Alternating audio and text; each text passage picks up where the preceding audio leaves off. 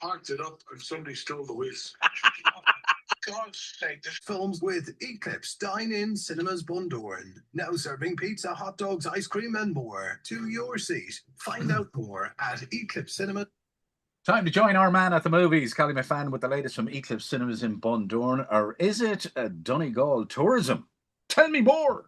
Well, I was just thinking there, it's quite funny, Seamie, because we're mostly going to be talking about a film meant to be set all around in Ireland, but filmed entirely in Donegal.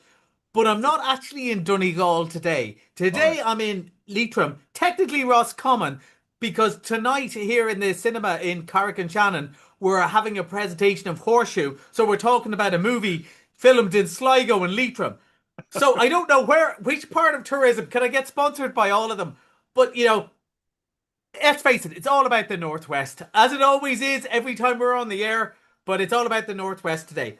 But we'll do the Donegal one first, will we? Absolutely. I'm really looking forward. This is the Three Urns. Yeah, this one of the things that I've been waiting for quite a while, because, like, you know, I obviously follow all the local Northwest media stuff, and for about a year and a half now, you'd see, big movie being filmed in Donegal, and the little clips of Ciarán Hinds and stuff pootling around the place on his milk float. So we knew it was coming, and I was delighted to be able to say that we were putting it on in the cinema, and I got to watch it yesterday. But first, will we play the clip? I don't know how much it'll explain, though, but we'll get to that.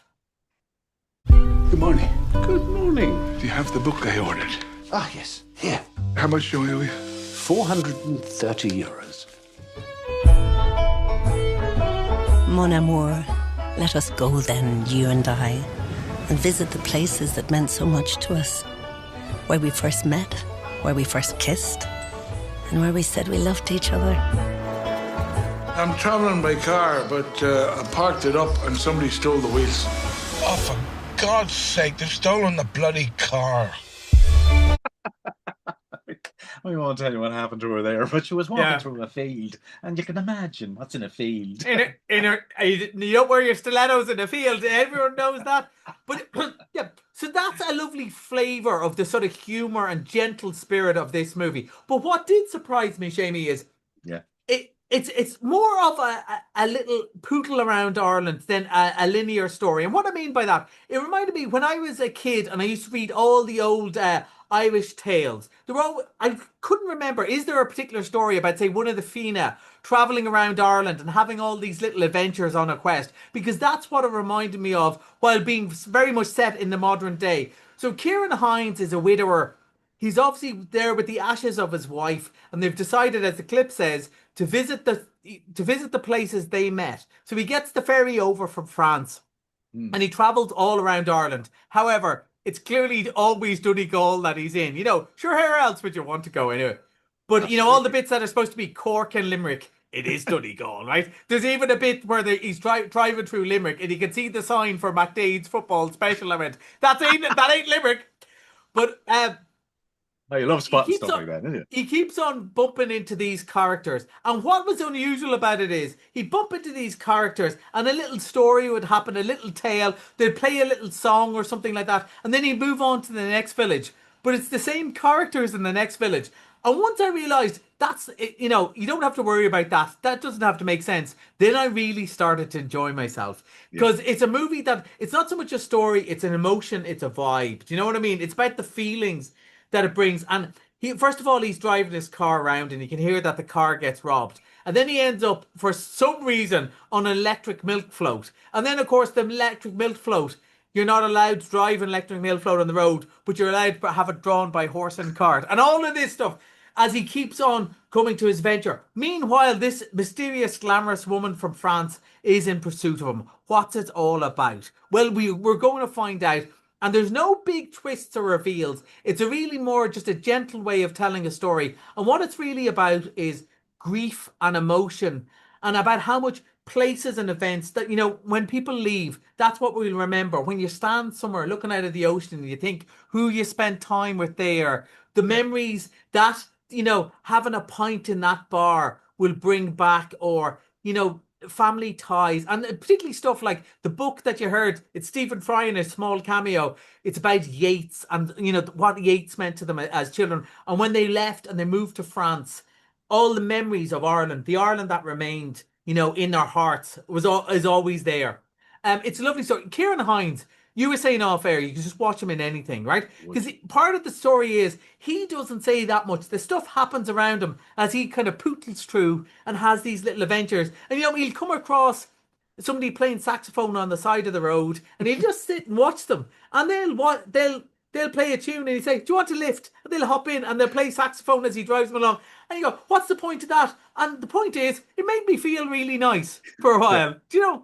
And he meets a Native American who tells him the story about the Choctaws sending that money to the famine relief all those years ago. And it's probably just an excuse to tell this little story about how human connection matters. And all these people thousands of miles apart who never heard of each other could still help each other. It's about connection and stuff. I think people are going to really like this. But as well as, I think it is important to know, it's not like a deep, dark story about a widower. It's about how beautiful Donegal is and how beautiful human connection is. Two things that we both agree on. And I will always watch. It's lovely. And it's really put a skip in my step yesterday. Okay, I'm glad you enjoy it. Now, that's the Three Urns. And when's that open?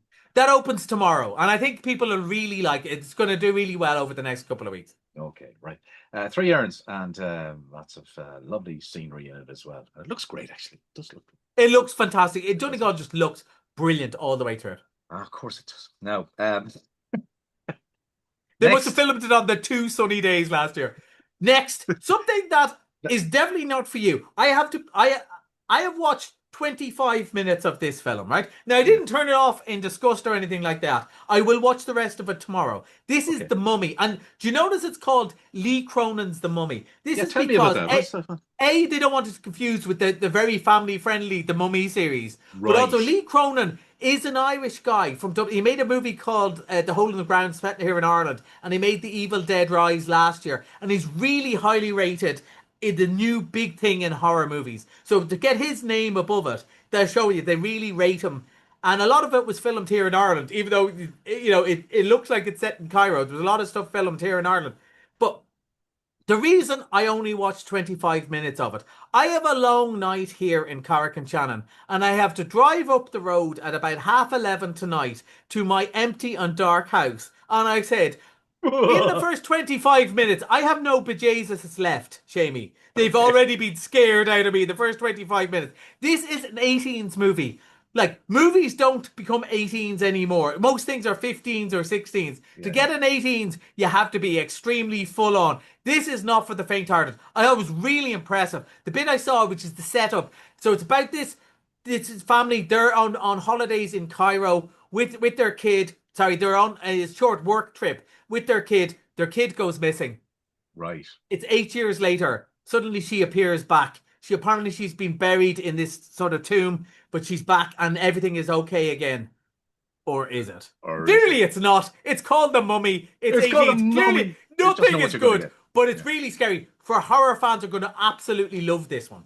Right, I'm not pushing you on, but hey, it's the anniversary. Bridget Jones' Diary. 25 years. Both Eclipse Cinemas Bundoran and Bridget Jones are 25 years old, both of us this year, and we're bringing it back to celebrate. And you know what? This is a truly, really good one. And we were saying when the new Bridget Jones came out last year, we said what was great about it is it didn't feel like a rehash because that was telling the story of Bridget Jones at about the age of 50. Whereas the other story was her at 25. So it doesn't feel like a retro something. This is who she was. So it's a great story. It is full of brilliant one-liners. This is where we've really found out who Hugh Grant really was. When we stopped him being the romantic lead and he started being the bad guy. That's when he was really funny. It's hilarious. It hasn't aged a day. I really enjoyed it. And we're only showing it for a couple of nights. Free glass of Prosecco with it as well. Bridget Jones would definitely approve of that. Okay, 10 seconds on Missed It Monday. You got all scary on me again. Yeah, it's Scream. Look, that's very much does what it says in the tin. People who like it really like it. One last chance to see it this Monday, only $5.50. Okay, that is Collie on Movies till next Thursday. Thanks, Collie. Bye.